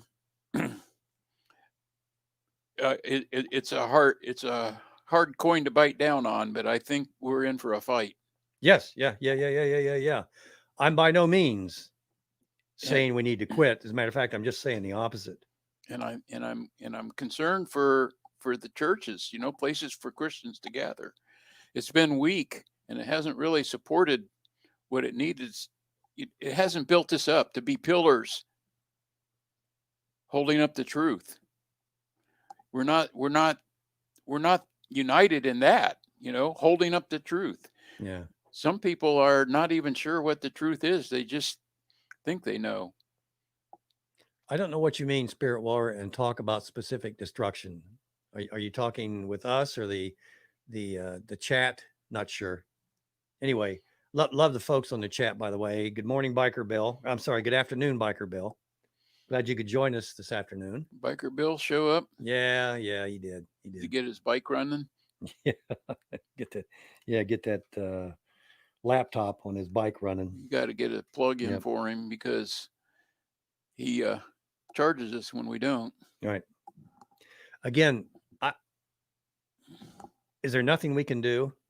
Is it too late? No. I'm still swinging and hope you all are as well. But like I said in the beginning, if you don't like the news, start changing it. Quit complaining about it and start changing it. Use it as positive motivation. Little cartoon for break. Okay. You like cartoons? Yeah, I joke? love cartoons. It's no sound. You got to read it. I'm a cartoon character. Let's see. Here it is. Your policy does not cover floods, earthquakes, or acts of God. Sorry about that, Mr. Finkelman. Acts of God. I just thought it was funny. Have an axe, a huge axe that split a house, for those of you just listening by radio. When we come back, censorship, Parler, and the president.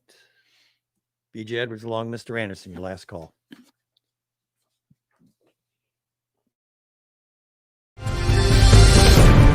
Keeping you informed. This is Last Call with B.J. Edwards.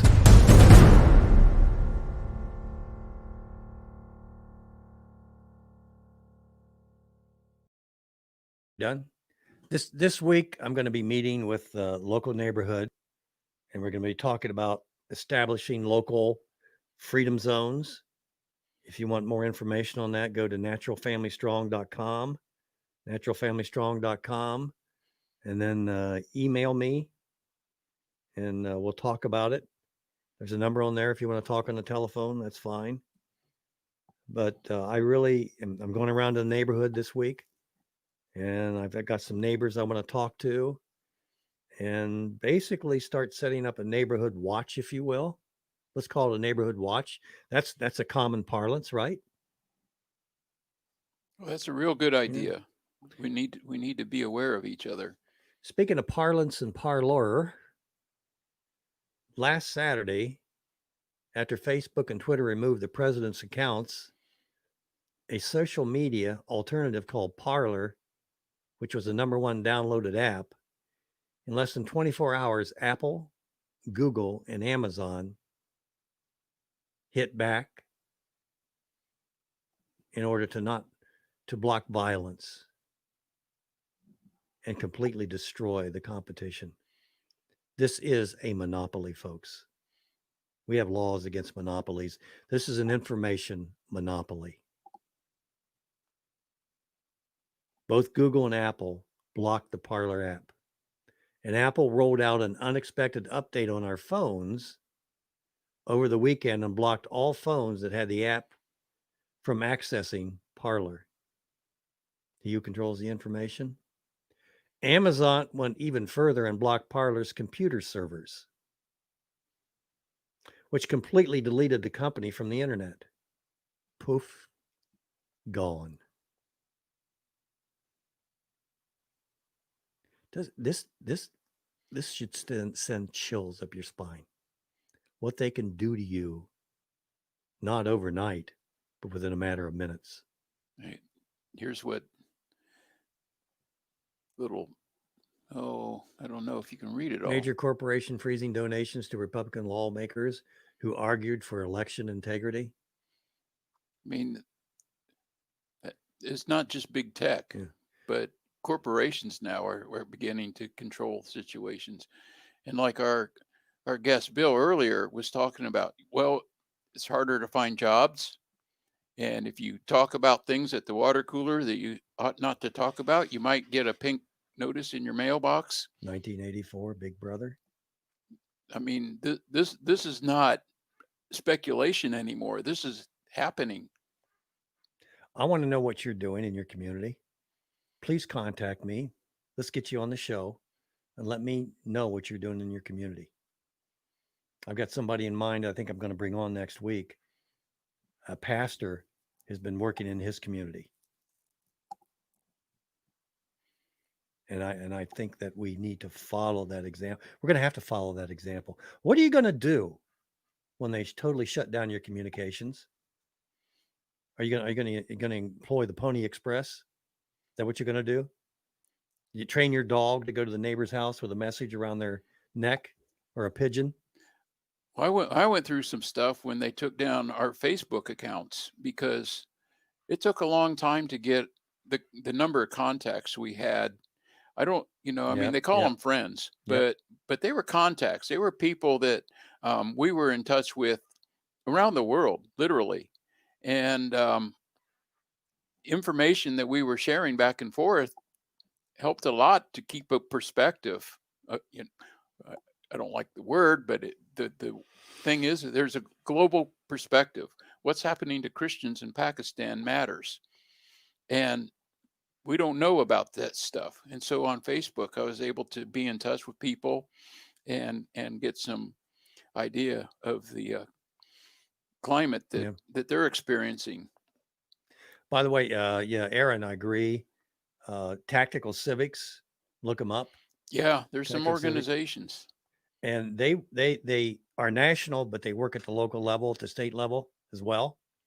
And Friends of Liberty United.com, Friends of Liberty United.com, same thing. If you know of another group that's doing the same thing, let me know. And by the way, Tactical Civics, get to know Friends of Liberty United.com, get to know those other groups and see where you can partner up with them. I like a lot of the ideas that Tactical Civics has, and Yeah. it has to do with what you were talking about, starting at the local level. Yeah. With more specifics. They're more organized on a national and local level than most. And Friends of Liberty United are Getting also there, getting getting there. Yeah, they're getting there as well. There's no bad way or no bad thing doing. There's no bad thing you can do by getting to know what Tactical Civics is doing. You don't have to join them, just find out what they're doing, maybe mirror what they're doing, and then maybe later on you'll partner up with them or Friends of Liberty United or another organization. But they're out there, or start your own neighborhood, but you can use the experience of those type of organizations in what you're doing, and they do have experience in that. and keep in touch with people. Jokingly talking about Pony Express, but even as programs like ours and some of the other ones that are out there, as YouTube and some of the big guys start chopping us offline, we're finding other platforms to broadcast on. So you try to keep in touch with those things and share that information. When you find where Last Call Radio, it disappeared on YouTube, and you find where we are still alive, share that. Keep it going. Yeah. Keep it going. Yep. Not every show is wonderful and perfect and entertaining, but it's always informative, or so I pray. Brothers and sisters in Christ, Joe Sixpack, whoever and wherever you are, your freedom is under attack like it's never been before. Some of it you can't even see, but you're going to feel it shortly if you don't see it now. Who ever dreamed that they could censor the president? That's amazing. That is amazing. It's not just Twitter and Facebook. He's been censored his whole term from mainline media. And he's been righteously done so. It's right to do this because he's a bad, and we heard for 4 years, he's a bad man. He's a bad man. So therefore, this is okay. The ends justify the means. We can strip him of his constitutional rights because he's a bad man. Well, yeah. Meantime, the pedophiles have front and center. Anderson Cooper, are you kidding me? And he's on 60 Minutes. I mean, there's that just makes absolutely no sense at all. If you don't know anything about Anderson Cooper and his boyfriends and efforts to adopt, yeah, that's the model we want Americans to have. Christians, conservatives, you're the first to be labeled here, and then censored, and then silenced, not because you did anything wrong, but because you hold political view contrary to that of the radical policies of the big tech leadership. Hate speech. Yeah, that's When you don't agree with them, you're hate speech. You're a bigot. You're called all kinds of names. That's okay. They can call us names. Look at Nancy Pelosi, Oh my goodness. Chuck Schumer, Joe Biden, Kamala Harris. Hunter Biden. They all operate by stimulating a primary emotion in you, and that's called hate. What do they say that isn't driving hate? And they use envy as their backup to keep feeding that hate. Speculations, innuendos. Right now, it's the president. But I can tell you right now, behind your back, And his supporters. yep, they're talking about you as well. You have a mental illness. And one of these days, they're going to operate on you and remove that forehead portion that's causing all the problems, I've seen that in Twilight Zone or somewhere. or inject drugs into you to make sure you get your mind right. Camps. Going to put our children in camps. Get their brain right. And I mentioned earlier, I know people that voted for Joe Biden in the last election because they had been brainwashed day in and day out. Remember Russian? This and that for years. If you tell a lie long enough and loud enough. By the way, how much in-kind donations do you think that Facebook, Twitter, etc., invested in the last election? How much? We are into the billions of dollars. Could you win an election if you had billions of dollars? Again, I'm not conceding that Joe Biden actually won the vote. I'm not saying that. But I wouldn't be surprised. It was a one-sided conversation. How could you do anything but not vote for that bad man, that nasty man? Orange hair. If the election wasn't stolen property physically, it was certainly stolen emotionally. Again, if you tell a lie long enough. Oh, I already said that, didn't I? Yeah, you're starting to repeat yourself, showing your age. If you tell a lie long enough, if you tell a lie long enough, Often enough, and often enough, and long enough. well, and okay, so I got a simple question to ask. Mm-hmm. If you believe a lie, like a man can be a woman, can you tell the truth? Is that even in your? Are you prone to tell the truth? Yeah. Is that even a possibility?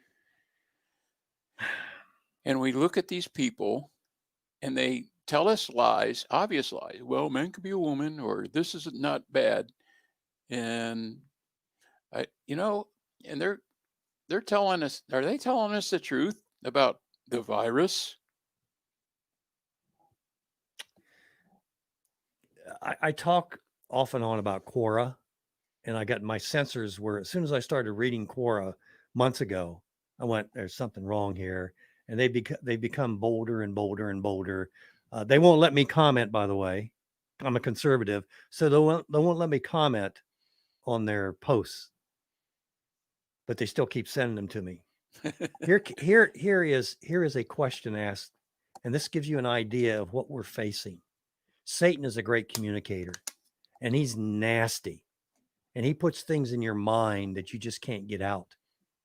It puts an imprint on that negative. Here's the question. Think about this question.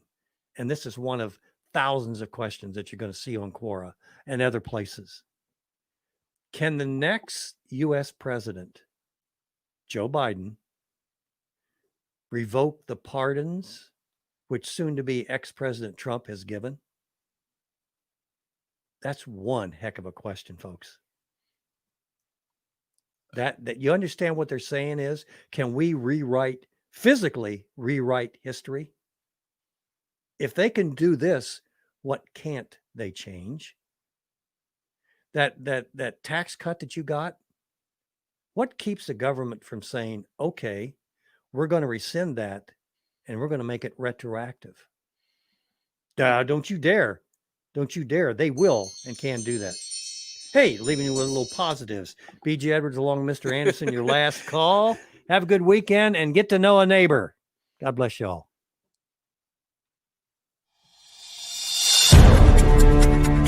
Join us next week for Last Call with BJ Edwards.